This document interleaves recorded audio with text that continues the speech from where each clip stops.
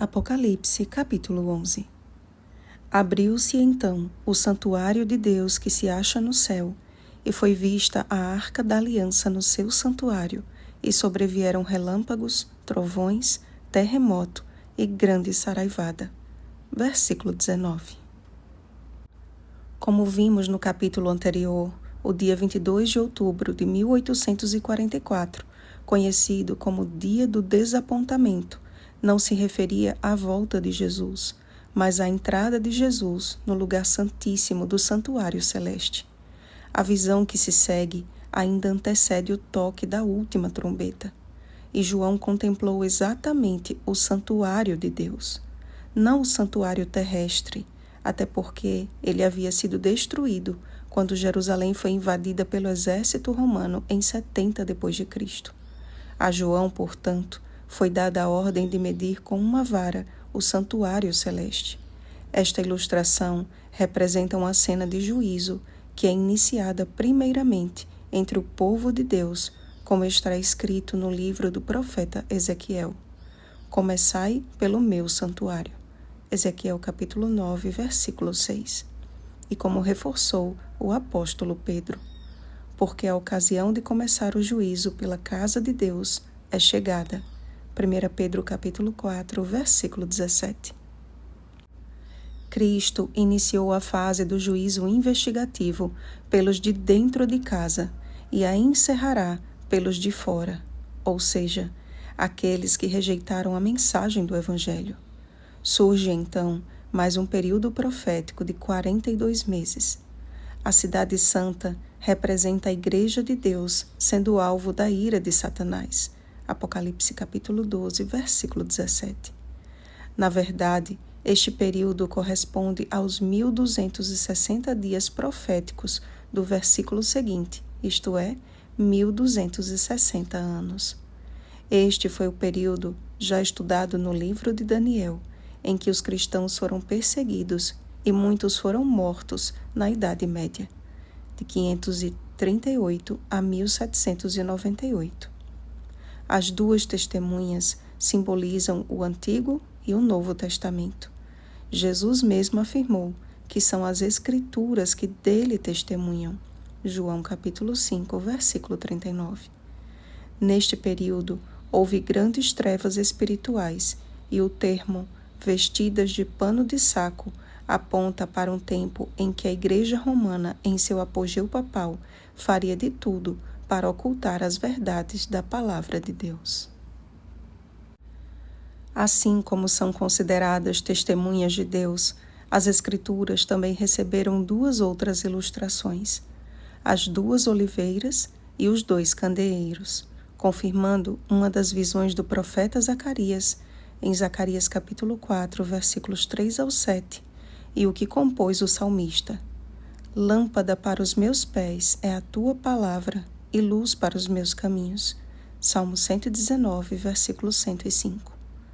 Ninguém pode ir de encontro à palavra de Deus e não sofrer as consequências por seus maus atos.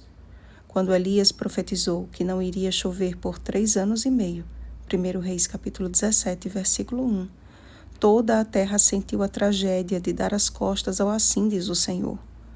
Todo aquele, portanto, que ignora ou resiste às verdades das Escrituras, será julgado e condenado por seu procedimento no grande dia de Deus. Surge então outro período profético em que a palavra do Senhor seria lançada por terra, 3 dias e meio, ou seja, 3 anos e meio.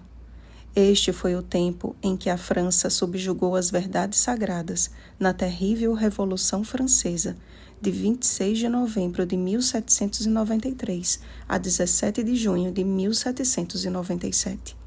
Dentre as atrocidades cometidas, a história revela com exatidão cada detalhe desta profecia. Primeiro, os cadáveres das duas testemunhas. Bíblias foram queimadas em praça pública.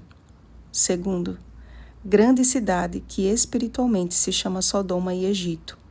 A França tornou-se como Sodoma em imoralidade, Gênesis capítulo 19, versículo 5, e como o Egito, negando a existência de Deus, Êxodo capítulo 5, versículo 2.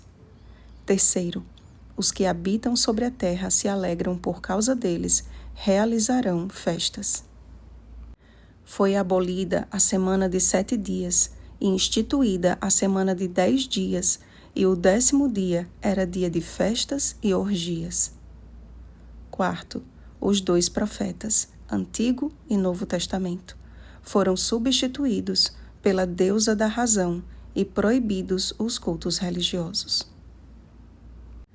Porém, as consequências de tamanha apostasia foram terríveis, e após instalar-se verdadeiro caos na França, os governantes tiveram de reconhecer a importância da religião para o bom andamento da nação, restabelecendo a liberdade de culto e os 7 dias semanais. A Bíblia novamente ganhou força e surgiram as primeiras sociedades bíblicas, espalhando a verdade pelo mundo afora.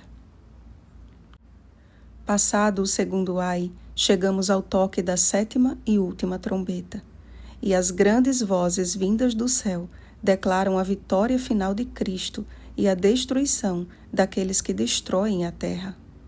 De onde saiu esta ordem?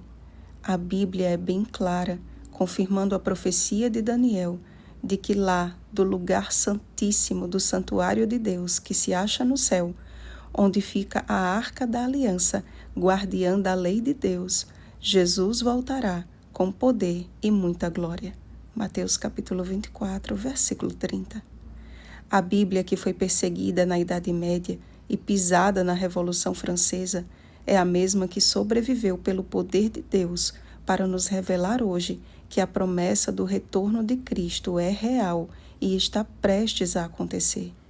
É tempo de estarmos prontos para contemplarmos o nosso Senhor e Salvador em toda a sua glória, porquanto muito em breve será declarado.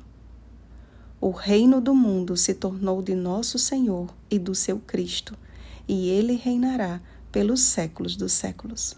Amém. Oremos, amados. Nosso bom Deus e Pai, nada é mais precioso neste mundo do que o conhecimento da verdade e da salvação em Cristo Jesus. Mas não podemos erguer um muro de orgulho por isso, e sim mantermos os nossos olhos no santíssimo lugar, de onde Jesus derrama sobre nós a sua graça e a sua justiça. Queremos viver para Ti, segundo os Teus propósitos, Senhor. E ainda que venham provações, ajuda-nos a sempre lembrar onde Jesus está e que em breve Ele voltará e nos levará para casa. Em nome de Jesus. Amém. Vigiemos e oremos. Um feliz sábado, exército do Deus Altíssimo. Oremos pelo batismo do Espírito Santo. Oremos uns pelos outros. Rosana Garcia Barros.